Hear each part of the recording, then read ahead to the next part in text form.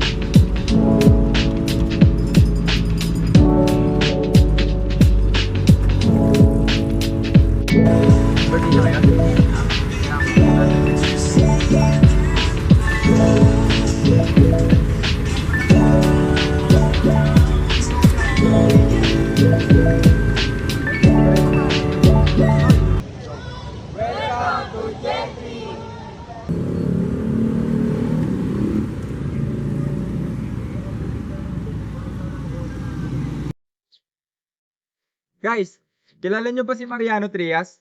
Alam nyo ba na siya yung unang naging vice presidente ng Pilipinas noong panahon ng Revolusyon?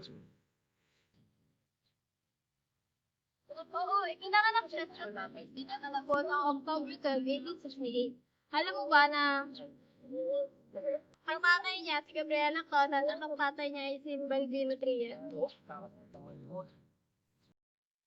Nag-aral siya sa Colegio de San Juan at entrada ng Bachelor of Arts at lumipat ng UNT upang mag-aral ng medisina, ngunit tuminto din nung magsimula ang himagsik. Tapos sumali siya ng ng katipunan. Naging leader siya ng pagkakwa. Pinamunuan niya yung pagkatapos sa Balatuong Saka naging lieutenant general na. Pero ang alam ko, pagkalamat yung magdiwang saka magdalo. Tapos ginanap siya sa Tehero. Doon, naganap yung halalan. Kaya, naging presidente si Aguinaldo. Tapos naging ang vice president ng PG General Mariano. Pero sabi daw nila, pagkatapos ng revolusyon, naging secretary, governor, at kinatawan pa ng ibang bansa. Pero nagkasakit kasi siya dahil sa sakit na epidectomy, kaya namatay siya noong February 22, 1914, sa edad na 45. Pero alam mo ba, nabigay siya ng malaking ambag sa bayan natin. Girl, alam mo ba? Pala ito, tawag mo sa Francisco de Malabon dati. Francisco de Malabon. Kasi nga, yung favorite saint nila, Saint Francis de Assisi. Doon nila kinuha yung name na San Francisco de Malabon. Bakit nga ba general nila? Ganito kasi yung boy. In-acknowledge daw ng mga tao sa general nila ang malaking ambag ng General Mariano Trias sa revolusyon sa Pilipinas. Wala akong pansakap ng bahay na ito. Kasama ko sa pusado. Talaga? Kaya pala may tawag na Santa Cruz de Malabon sa tanda noon. Tapos, ang Rosario naman ay kilala bilang Taheros ng Salinas sa noong panahon ng Revolusyon. Dahil palang pagbabago sa pangalan. Pero may nabasa ako noong July 14, 1780, si Doña Isabel Gomez de Carriaga daw bumili ng lupa sa lugar na yun. Ah, oo. Bahagi yun ng Hacienda de San Francisco. Balita ko nga malawak daw yung lugar na yun.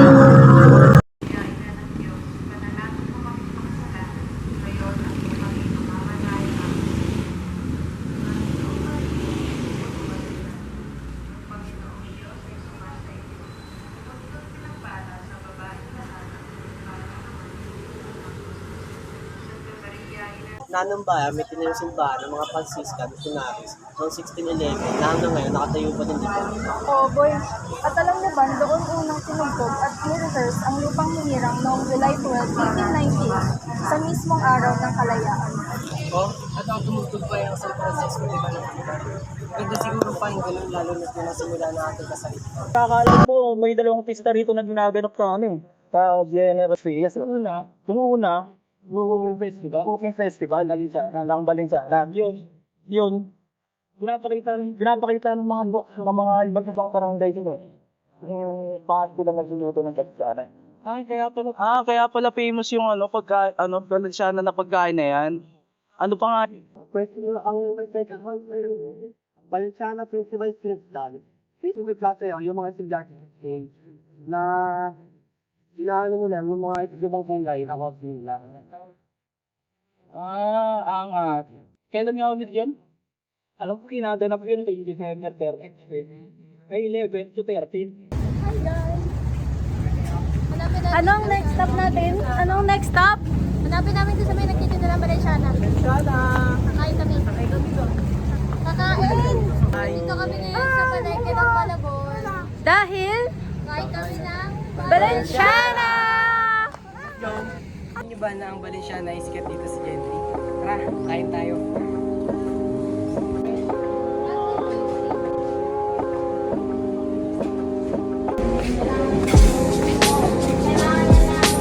Tara, at kumain na tayo ng Valenciana!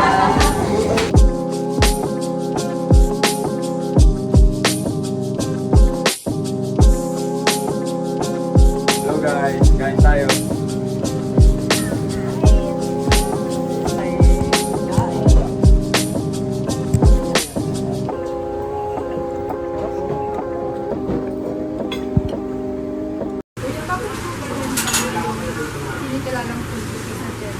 Ang Valenciana talaga, ano na yan, product ko na talaga.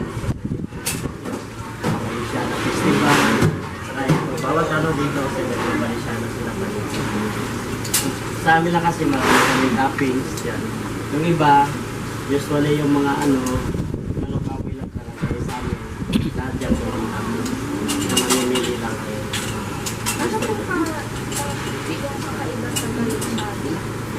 Yung Valenciana kasi yung rice kasi may timpla mo. Swerte yung yung sa iba naman, yung food color ang ginagamit. Dito sa amin, swerte. Gano'n kaya kulay orange yung ano. Ano, timpla ko na rin siya. Sol!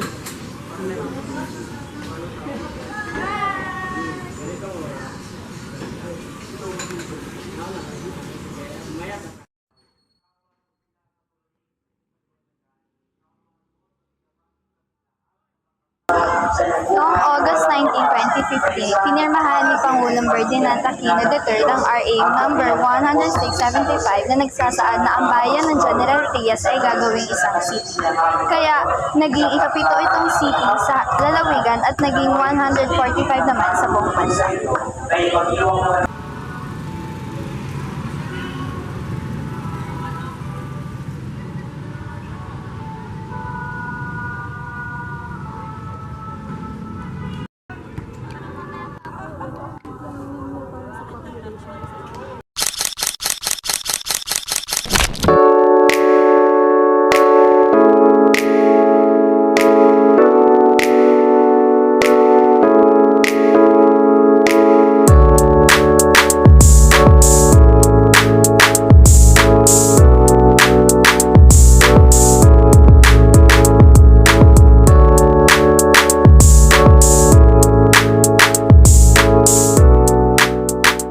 Hi guys! This is date of our vlog. And we're here on St. Francis Assisi.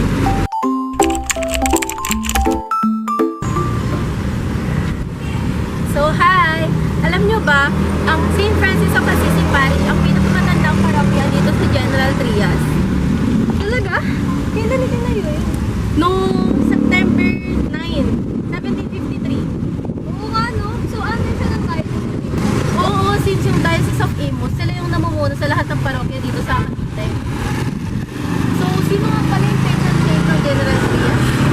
Ang patron saint ng General Trias ay St. Francis of Assisi.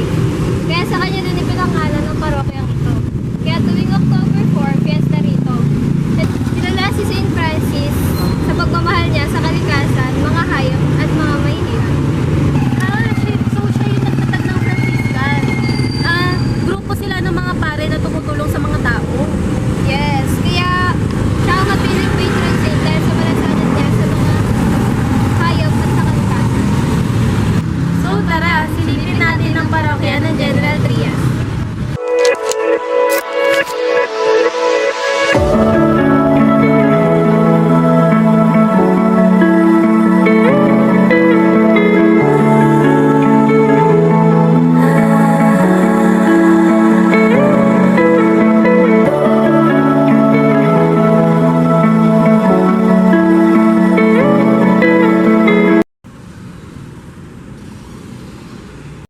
hello guys. Bibigyan ko kayo ng konting kaalaman about dito sa General Trias.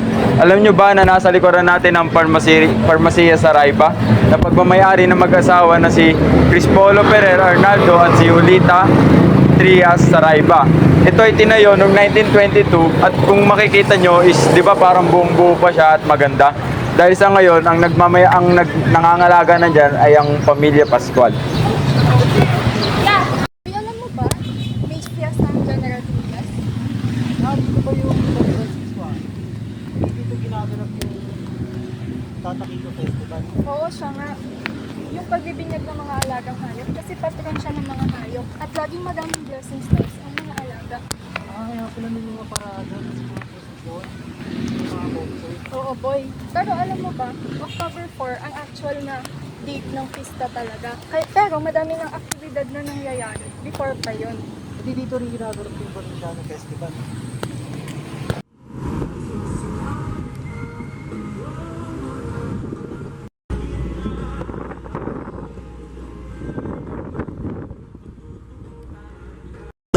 Sa mga bahay na ito, dito nanunuluyan si Andres Bonifacio sa Panyaya, Disyembre 1896, April 8 hanggang 8 April tuloy. Sa bahay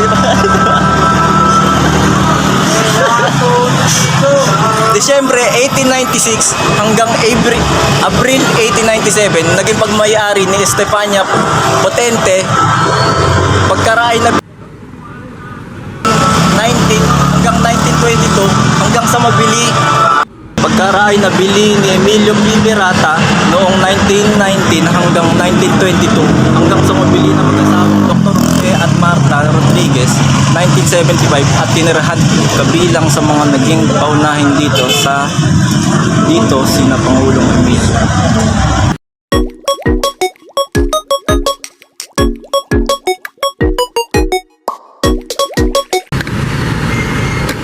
At dito na nagtatapos ang ating paglalakbay sa kahangang-hangang lungsod ng General Trias. Mula sa pagiging maliit na baryo, Hanggang sa pagiging isang lungsod ng kasaysayan at pagbabago. Hanggang sa muli, General Trias!